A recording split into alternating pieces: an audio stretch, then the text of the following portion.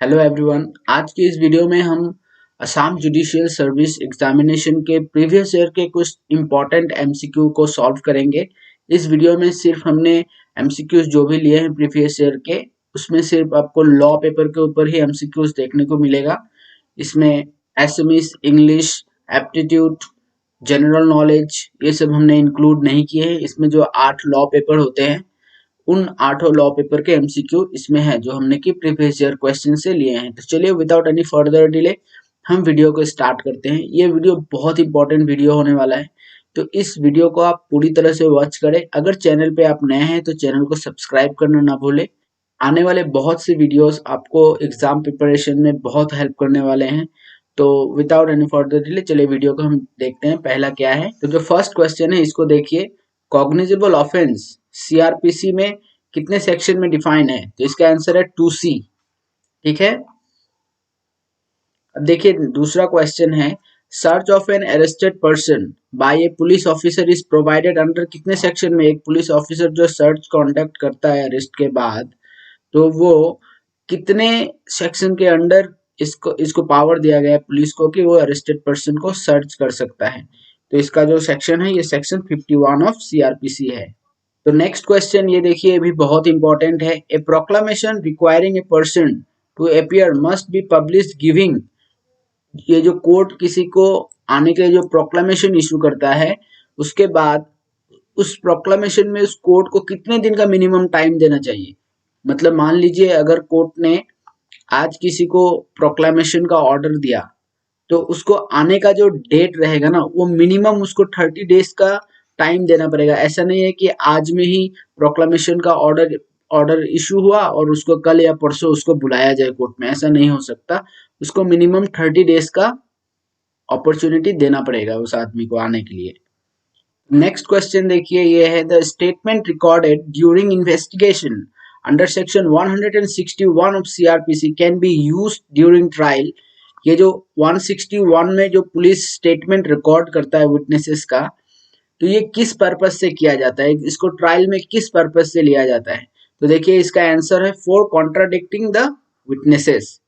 Witnesses को contradict करने के लिए। याद रखिएगा, ऐसे बहुत से क्वेश्चन में देखने को मिलता है यहाँ पे फॉर कॉरबोरेशन। ये देखिए, for corroboration of witnesses and for contradicting the witnesses. तो याद रखिएगा कॉन्ट्राडिक्टिंग पर्पस से इसको यूज किया जाता है, not for the purpose of corroborating the witnesses.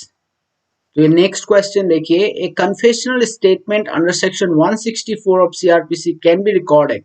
तो कन्फेशनल स्टेटमेंट कितने सेक्शन में रिकॉर्ड किया जाता है? 164 ऑफ सीआरपीसी। तो ये कब रिकॉर्ड किया जाएगा? तो देखिए इसका जो आंसर है ये बी वाला करेक्ट होगा।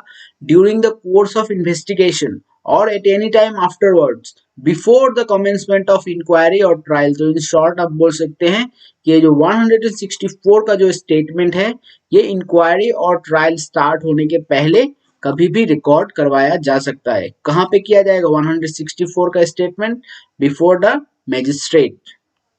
तो नेक्स्ट क्वेश्चन देखिए, examination of witnesses in absent of accused can be done under general law. क्या बोलता है? जनरल रूल यही है कि जितने भी विटनेसेस का एग्जामिनेशन होने वाला है ये सब एक्यूज के प्रेजेंट में ही हो कोर्ट में।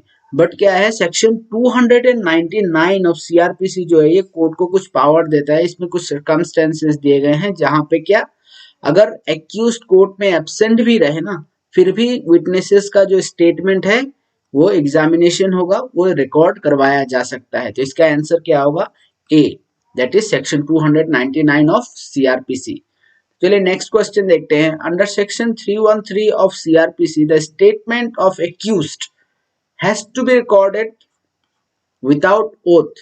मतलब यहाँ पे जब भी एक्यूज्ड का जब स्टेटमेंट रिकॉर्ड होता है तो वहां पे ओथ का कोई जरूरत नहीं पड़ता है। ये नेक्स्ट क्वेश्चन को देखते हैं। As per section 468 of CrPC the period of limitation for an offence punishable with a term of 2 years। अगर 2 साल का कोई ऑफेंस हो तो उसका जो लिमिटेशन पीरियड है वो कितना होता है? तो 468 में लिमिटेशंस बताया गया है, तो इसका जो लिमिटेशन होगा वो 3 years होगा। तो चलिए नेक्स्ट क्वेश्चन देखते हैं। इसमें सिंपली पूछा गया है कि डिसऑनेस्टली जो है ये कितने सेक्शन में, इंडियन पिनल कोड के कौन से सेक्शन में डिफाइन है। तो इसका जो सेक्शन है section 24 is the correct answer. तो नेक्स्ट क्वेश्चन देखते हैं ये कितना में, general exceptions are contained in part 4 of Indian Penal Code. जो जनरल एक्सेप्शन है सेक्शन 76 से 106 ऑफ इंडियन पिनल कोड में आता है। क्लियर है। तो नेक्स्ट क्वेश्चन देखते हैं, a hangman who hangs a convict pursuant to the order of a court is exempted from criminal liability by virtue of, ये जो section 78 of Indian Penal code, याद रखिएगा इसको।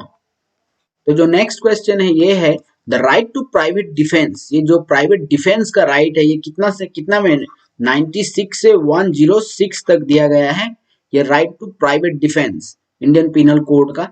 तो इसमें क्या है, ये जो है ये subject to the restrictions contained in section 99 of Indian Penal Code. Indian Penal Code में सेक्शन 99 को आप अगर देखेंगे तो उसमें कुछ रेस्ट्रिक्शंस दिए गए हैं। अगर उन रेस्ट्रिक्शन को ध्यान में रखते हुए किसी को प्राइवेट राइट यूज करने का अधिकार मिला हुआ है, अगर वो इंसान उन जनरल रेस्ट्रिक्शंस को अगर वायोलेट करता है जो कि सेक्शन 99 में दिया गया है, तो उसका प्राइवेट डिफेंस को प्राइवेट डिफेंस नहीं माना जाएगा। तो नेक्स्ट क्वेश्चन देखिए बहुत इंपॉर्टेंट है, to constitute the offence of abetment. ये देखिए, it is not necessary that the act abetted should be committed. मतलब क्या, जो एक्ट एबेट किया गया है ऐसा नहीं है कि वो कमिट होगा तभी एबेटर को पनिश्ड होगा, नहीं ऐसा नहीं है। उसने एबेट कर दिया बस उसका पनिशमेंट अट्रैक्ट हो जाता है, सेक्शन अट्रैक्ट हो जाता है। जो नेक्स्ट क्वेश्चन है इसको देखिए, for an assembly to be unlawful assembly होने के लिए it must have a common object of the kind specified. कितने सेक्शन में बताया गया है, तो सेक्शन 41 में कुछ ऑब्जेक्ट्स दिए गए हैं। उन ऑब्जेक्ट्स को अगर फुलफिल करता है तो उस असेंबली को अनलॉफुल असेंबली माना जाएगा। तो नेक्स्ट क्वेश्चन को देखिए, रायोटिंग means use of force or violence by an unlawful assembly or by any member thereof in prosecution of the common object of such assembly under, ये बात कौन से सेक्शन में बताया गया है, तो section 146 of Indian Penal Code. ठीक है।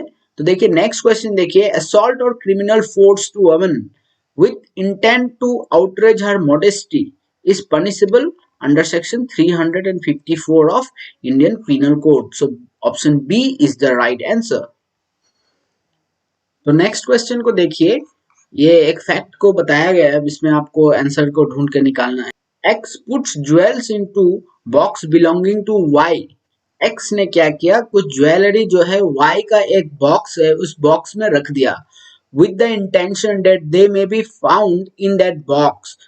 किस इंटेंशन से, कि वो जो ज्वेलरी है वो ज्वेलरी Y के बॉक्स से ही निकले, and that these circumstances may cause Y to be convicted for theft, और इसके वजह से Y को थेफ्ट के लिए पनिश्ड हो जाए।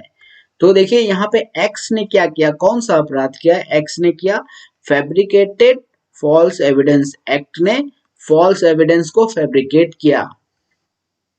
Explanation dash to section 403 of Indian Penal Code states that dishonest misappropriation for a time only is misappropriation within the meaning of this section। मतलब एक बार misappropriate कर देना ही misappropriation section को attract कर लेता है। तो ये कौन से explanation में बताया गया है, section 403 का। तो इसका जो आंसर है ये explanation नंबर 1 में बताया गया है। क्लियर।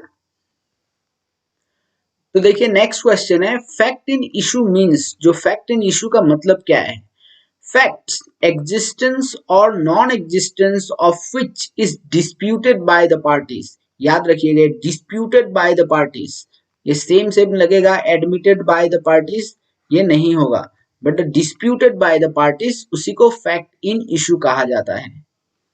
तो नेक्स्ट क्वेश्चन को देखिए, a fact forming part of the same transaction is relevant under section 6 of the Evidence Act 1872। कब है ये, कौन से सेक्शन में है, सेक्शन 6 रेस जेस्टी। ठीक है, याद रखिएगा। ये क्या बोला गया, section C is the correct answer. If not in issue but is connected with the fact in issue and occurring at the same time and place or at different time and place। यहाँ पे देखिए connection is important, ये same time in same place is not important, but the connection is important. तो next question को देखिए, next question बहुत important है। A confession made by a person while in police custody is inadmissible as per कौन से section? तो section 25 of Indian Evidence Act के तहत the confessional made by a person in police custody is not admissible in court of law। तो next question को देखते हैं। Section 27 के ऊपर बात किया ऑफ इंडियन एविडेंस एक्ट का।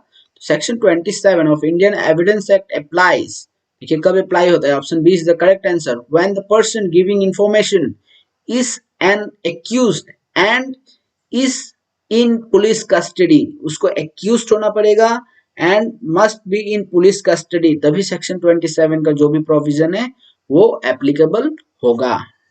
तो नेक्स्ट क्वेश्चन को देखिए।